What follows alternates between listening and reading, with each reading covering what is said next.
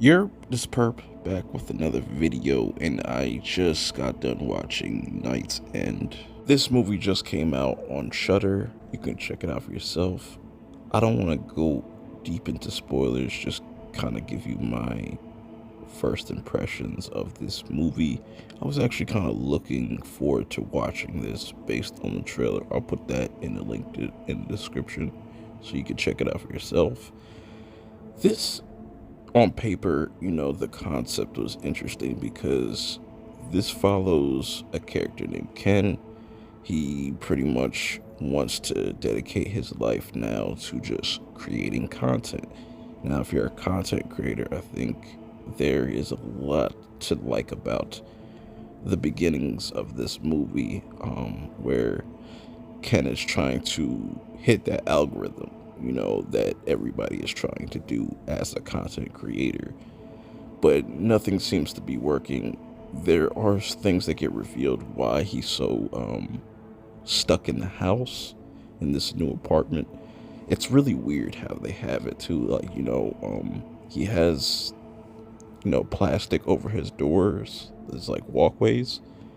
Um, Everything's kind of organized. He has a weird amount of Pepto Bismol. Like, he likes to mix that with his coffee, which is pretty fucking nasty. I don't know who really does that.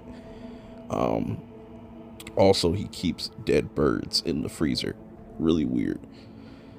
But as he keeps staying in the house, not really getting out and trying to figure out what's going to get him clicks, he starts to talk to one of his friends, and his friends mention like, yo, why don't you kind of start to mess with the spirits, which is just really dumb. Don't know why you would want to mess around with spirits. I never understand that about people because it never goes right.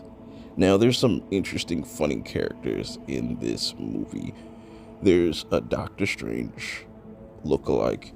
There's a guy that looks exactly like Lakeith Stanfield. If you've ever seen Atlanta, the current season that's going on right now looks just like Darius. You got the blonde hair and all that. This movie starts to kind of lose itself in the third act, where they just really do a lot of convoluted things, and they try to do a lot of explanation and just throwing things together. There's some special effects that look like anybody else could do with like a cell phone. And like I said, I like the concept where he is starting to dive into like the supernatural just to kind of get clicks, because people that are watching are really tuning in just to see that, but there's a risk at it. Oh, Michael Shannon is also in this movie, and he's probably the best part about this movie. He's hilarious, just the little bit that he's in. He's just very random.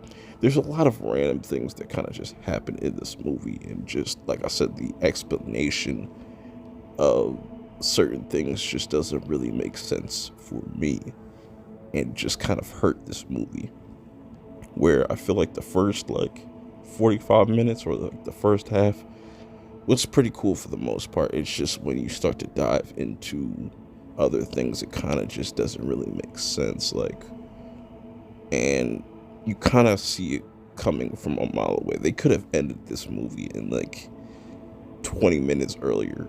You could have knocked off like 20 minutes off this movie, because like that's the third act is just everywhere. It's just, I don't know.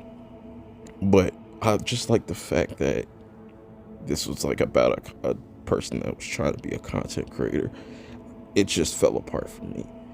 That's just my initial thoughts of this movie. Definitely go check this out for yourself. You might find it to be entertaining. You might be able to kind of deal with the cheese and stuff like that. But I just feel like this was kind of a missed opportunity to really make something special with this type of horror movie. It just ended up kind of being generic. But until next time, I will see y'all in the next one.